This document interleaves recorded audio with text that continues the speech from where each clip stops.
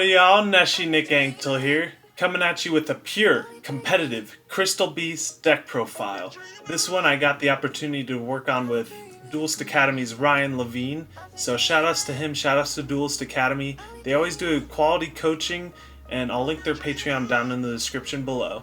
So, I want to show you guys this take that we had on Crystal Beast. I think you'll like it a lot. It's very reminiscent of Ryan Yu's Sky Striker build that won the LCS recently. So, let's go ahead and jump into it. Starting off with the most powerful monsters in the deck, Pegasus and Zenith. So Zenith is just the next most powerful card in the deck, next to Pegasus, right?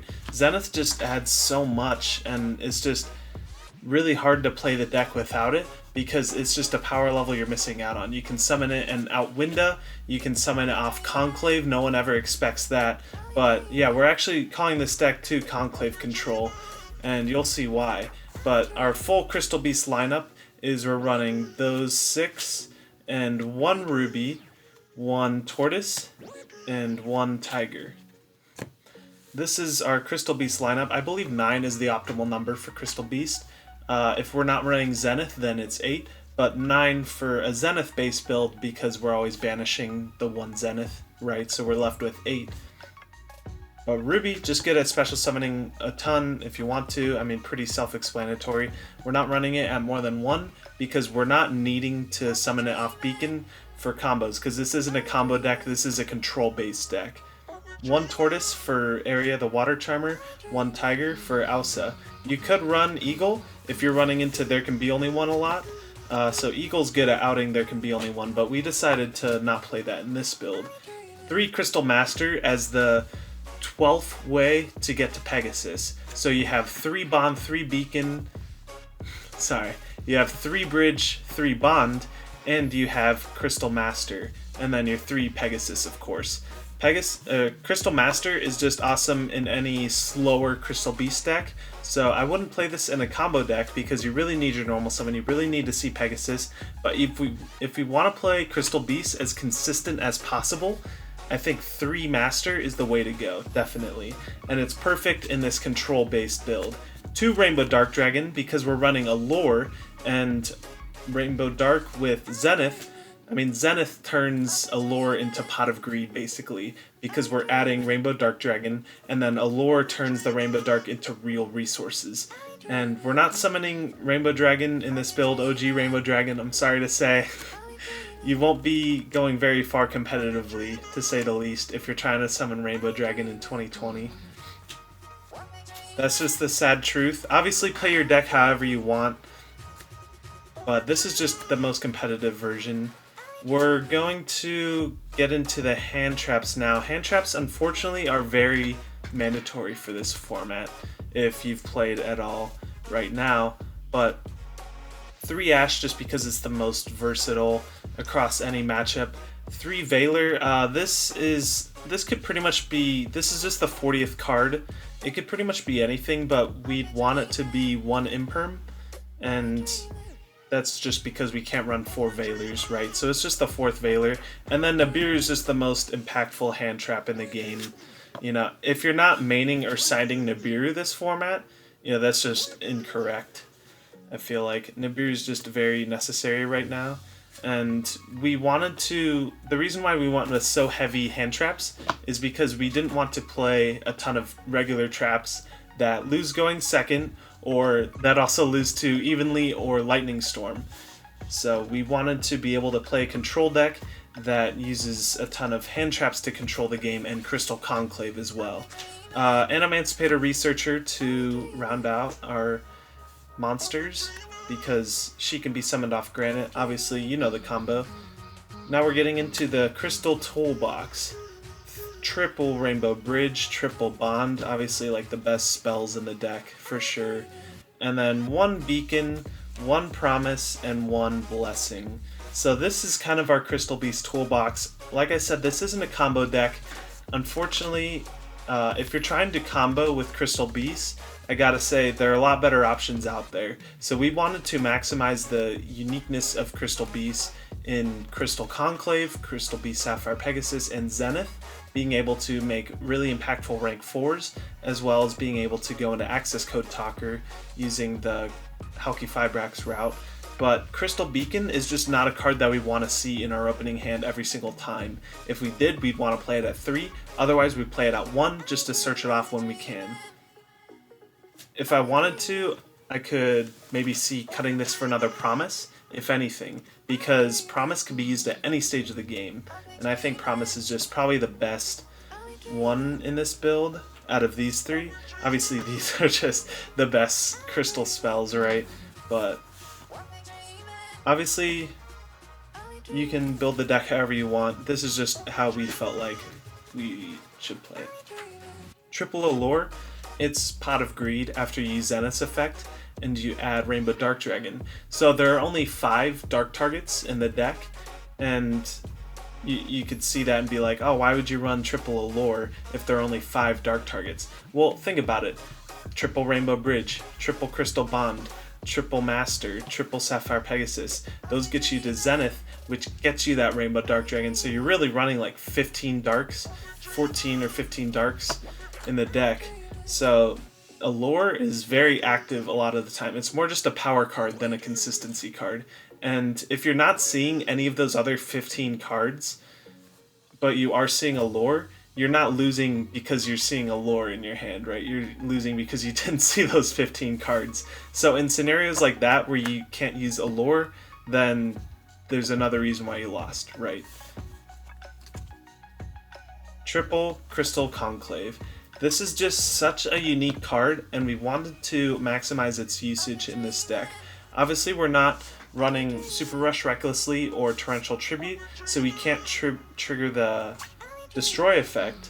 It's just very important because bouncing cards is very useful in any kind of format in Yu-Gi-Oh! Pretty much.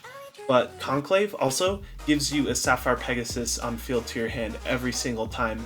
It's a little bit reminiscent of the Cyber Dragon trap build that Yassine made, Yassine and Sam pioneered, where the idea behind it was you activate Overflow and then you duster your own Overflow to get a core back to your hand every single time. So every turn you have the most powerful normal summon in the game.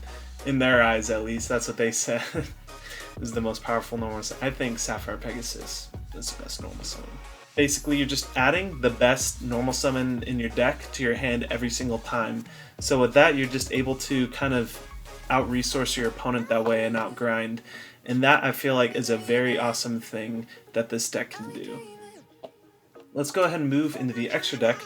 For rank 4s, we're playing the 4 most impactful rank 4s. Granite, you can just sit there, activate Granite, and then look your opponent in the eye as you search Nibiru, and then say pass, and then just ask them to go ahead and combo. They know you have Nibiru in hand.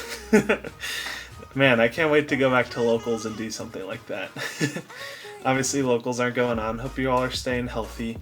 But I mean, I don't think these need any explanation, just the 4 most impactful rank 4s. And then we're going to go into the Charmers, so Ausa, Wind, and Area.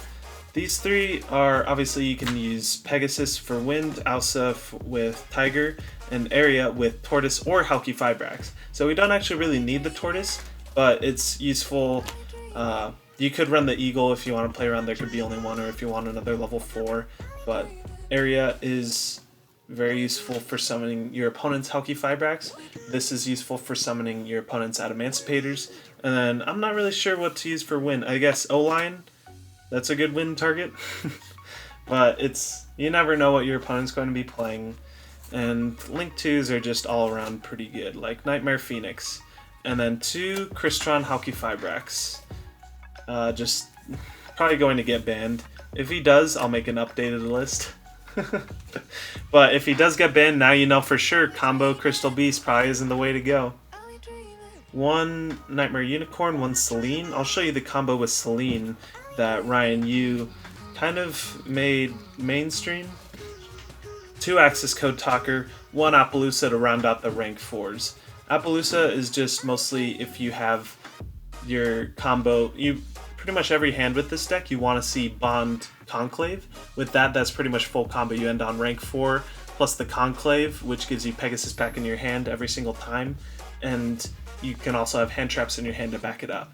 So that's pretty much the end board, but if you happen to open Beacon 2, you can have Appaloosa, but Appaloosa is also good as a way to control the game later on. So say you can't OTK your opponent with Access Code Talker and it's not really worth it to pop the cards that they have on board, you could just summon Appaloosa to control the game from there, which is very impactful. But with Access Code Talker, this guy is pretty amazing. This is the win condition of the deck, because with any kind of control deck, you want to be able to have a win condition, right? What's the point of disrupting your opponent, having a bunch of hand traps, and Nibiruing them 3 times a game if you can't actually close out the game? So Access Code Talker is just a very quick and dirty win condition for the deck. I'll show you the combo right here. But Access Code, he bumps himself up to 5,300 if you use Selene as the material. And so if you just find a way to promise Zenith out or just summon him from hand from there, you win, because 53 plus 3,000, you can do the math. But you find a way to make Halki Fibrax, whether that's through Granite and Researcher or through one of the Charmers getting your opponent's tuner from the graveyard, and then you make Halki Fibrax. Or you could just summon one of your hand traps and then make Halki Fibrax from there. Halki Fibrax summon Effect Veiler. Since Effect Veiler is a spellcaster, you can link them into Selene. Selene is going to bring back your Effect Veiler, and then you link these into Access Code Talker. Access Code is going to gain plus 3,000 thanks to Selene being a link 3. That's going to bump them up to 53, and since you have Selene and Halki Fibrax in the graveyard, you can go ahead and banish them to get some free pops, which your opponent can't respond to. So, like I said, Access Code Talker, just a quick and dirty win con for the deck. And, this deck kind of reminds me of either Sky Striker or maybe even Salamangreat, where it's like you have a ton of little combo potential, but it's still a control deck in the end, which I think is really sweet. I think that's always like the middle ground people try and go for when they want to build their favorite deck, right? I personally am a fan of combo decks, or control decks, a little bit more than combo decks. Control decks just feel a little bit more fun. It feels like GOAT control, like GOAT format, honestly. But let's go ahead. I'm going to jump into Dueling Book to show you guys the side deck and kind of the layout of starters, extenders, all of that in the deck. So let's go ahead and hop into Dueling Book and show you guys that. So we're here on Dueling Book, and I went ahead and divided the cards up into their actual roles, where we have the starters, extenders, the defensive cards, and our engine requirements, right? We have 15 starters and 15 extenders, but 9 of those are cross-categorical. So Crystal Master could be a starter or an extender, same with Rainbow Bridge and Allure. Allure, kind of more of, like I said, a power card than a consistency card or a starter, but it could still be counted as either, because I'd probably count it more of as an extender, honestly, because you want to use Bond to use your regular combo first. So if I were to say starters, I'd probably say 12, and then 13, 14, 15 is just like slim starter. And then our Crystal Beast Toolbox, honestly, amazing extenders. Like, my gosh, Zenith adds so much to this deck. I didn't even realize this until months later after Zenith was announced. But we all knew it was, okay, Pegasus becomes a rank 4 or link 2. We didn't realize how impactful that was, and just how important having a 3,000 beater too was. But it's just, Zenith adds so much, and I can't wait till when he comes out. 3 Ash, 3 Veiler, 3 Nibiru, Imperm, just probably the best hand traps you can run right now. We have 3 Conclave as other defensive cards, way to get back our Pegasus, and then our engine requirements. These you really don't want to draw. These are okay. We play 2 just so we could always resolve Zenith, but these are alright if we draw Allure.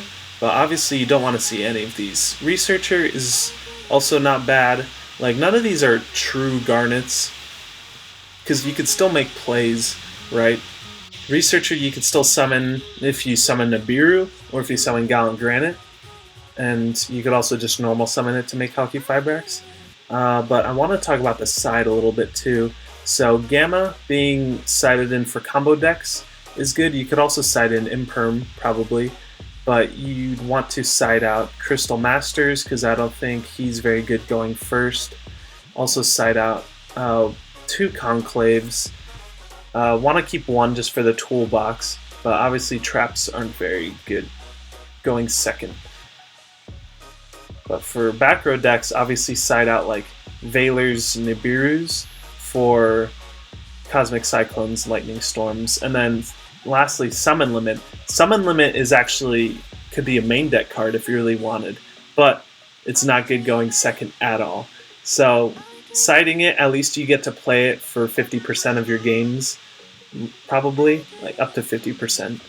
But it's a very good option. We definitely would main deck it over maybe some other hand traps. Maybe we'd main deck it over Ash, but obviously not good going second. So we delegated to the side, sadly. It's just the best hand trap that any deck, or the best floodgate that any deck could take advantage of. Then I already talked about the extra deck, but if you wanted to make this a current format list, you could literally just take out the 3 Zeniths, put in 2 more Promise, because Promise gives you that extra ability to make rank 4s, and then probably I'd say an Eagle as another Crystal Beast. So yeah, cut these for 2 Promise, and then cut this for the Eagle. I know that's 7 Crystal Beasts, so you might want to cut one of the Promises for another Crystal Beast, maybe a second Tiger, just so you won't have, just so you'd be able to have enough Crystal Beasts to continue playing the game. But that's just why Zenith is so good too. Just his name being a Crystal Beast. If it wasn't a Crystal Beast, then probably wouldn't play him. But it's just, I love that his name is Crystal Beast. I can't wait to get this card, man. But if you guys enjoyed this deck profile, and if you guys like this take on this deck, make sure to subscribe, because there's more Crystal Beast content coming soon. And make sure to like the video, so I know that you guys enjoy this, and I'll make a test hand video too, showcasing the proper sequencing of this deck turn 1, and it goes a little bit more in depth than you think for a control deck. Make sure to check out Duelist Academy's Patreon. I'll link their Patreon in the description, but Ryan Levine is just an amazing player, well decorated, well seasoned, and it was just an honor to work with him. And he just loves Crystal Beast, which is cool too. He loved working on this deck, at least from what he said. Could have been his worst nightmare, we'll never know. I've been a student with Duelist Academy since December 2019, and as a developing player, it's really the best kind of experience you could get, being able to be coached by the best players. It's really going to improve you if you want to improve as a player. Test hand video coming next, and I'll see you guys in the next video.